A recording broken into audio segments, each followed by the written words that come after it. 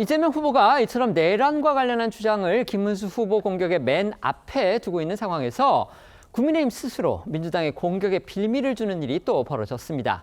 김문수 후보가 탄핵 반대 집회에 앞장서면서 핵심 친윤으로 꼽히는 윤상현 의원을 공동선거대책위원장으로 추가 임명한 사실이 알려지면서 민주당은 물론이고요. 당내 친한동훈계로부터도 거센 비판이 쏟아져 나왔습니다. 네, 이 윤상현 의원의 공동 선대위원장 임명 사실이 어제 오후 알려진 뒤에 친한계인 조경태 의원은요. 파면대 윤 전 대통령을 임명한 것이나 마찬가지고 선거 포기를 선언한 것과 같다면서 즉각 철회하지 않으면 이 시간부로 선거운동을 중단한다라고 선언을 했습니다. 또 이 김 후보 교육특보로 임명이 된 정성국 의원도요. 선거에서 승리하는 길을 피해 다니는 당 선대위의 모습에 절망감마저 느낀다라고 불만을 드러냈는데요. 민주당도 즉각 윤석열의 귀환이다라고 비판을 했습니다. 반면에 윤재호 국민의힘 총괄선거대책본부장은요. 용광로 선대위가 돼야 한다면서 이 통합 차원의 인사임을 주장했습니다. 목소리들 들어보시겠습니다. 윤어게인 캠프의 그림자가 더욱 짙어졌습니다. 오죽하면 국힘 의원조차 반발해서 선거운동 중단을 선언했겠습니까? 탈당은 위장탈당. 윤석열은 지금도 김문수 뒤에 건재합니다. 특히 인천 지역에 지금 상당히 취약 지역인데 선거 전체를 좀 지휘할 그런 공동선대위원장이 필요하다는 지역에 그 요구가 있었습니다. 이 선거라는 게 조금만 또 작은 차이를 다 극복하고 함께하는 그 용광로 선대위가 돼야 되기 때문에 어제는 그동안 김문수 후보와 동행하지 않고서 독자 행보를 보였던 한동훈 전 대표가 전격적으로 김 후보 유세에 합류해서 국민의힘으로서는 모처럼 단일다우의 모습을 보여준 날이었습니다.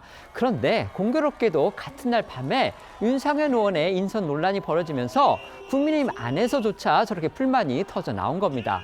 한동훈 전 대표 어제 유세장에서 김문수 후보의 손을 맞잡아 들어올리면서도 친윤 구태 정치를 계약한다는 주장 굽히지를 않았습니다. 네, 말씀하신 것처럼 한동훈 전 대표는 어제 오후 늦게 김 후보의 서울 유세 현장에 깜짝 등장해 처음으로 두 사람이 함께 무대에 섰습니다.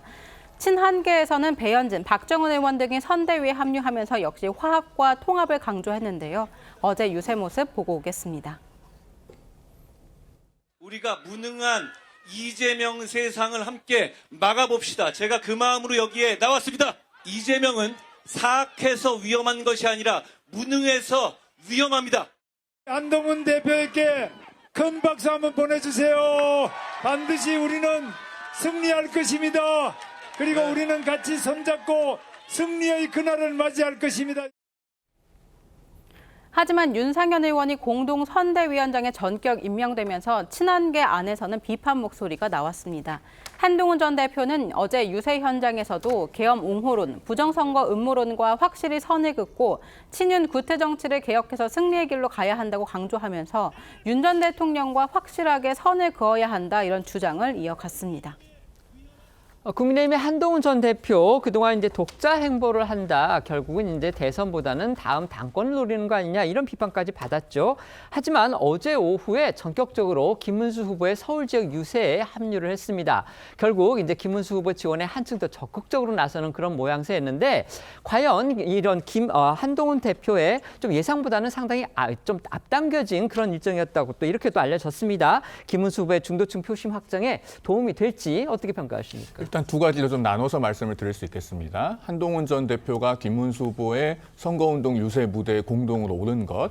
우리나라 77년 헌정 역사상 보수 정당에서 대통령 후보 경선에서 아쉽게 2등을 한 사람은 4명 있습니다. 1997년에 이인재 후보, 2007년에 박근혜 후보, 2022년에 홍준표 후보, 그리고 이번에 한동훈 전 후보죠.